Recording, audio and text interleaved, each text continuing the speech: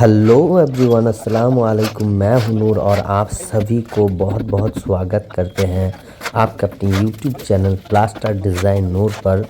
दोस्तों, आज हम सीखेंगे जनाला का एक बहुत ही इजी प्रोसेस से राउंड आर्च डिज़ाइन, जो कि हमने बहुत ही कम भग मसला से बनाया। ये आर्च का जो फर्मा है ये बन रहा है और इसके ऊपर हमने कड़ा मसला डालकर बनाऊंगा। ये हम कम मसला से बना रहे हैं इसलिए क्योंकि ये हम तोड़ देंगे, इसलिए हम बना रहे हैं ऐसे कम मसला। 8 या 9 भाग से आप बना सकते हैं कुछ इस तरह। आप देखिए प्रोसेस, और राउंड बहुत ही परफेक्ट निकल आएगा। आप देखिए कुछ इस तरह से बनाना चाहिए राउंड डिज़ाइन। अगर अच्छा लगता है तो एक लाइक और वीडियो को पूरा देखिए।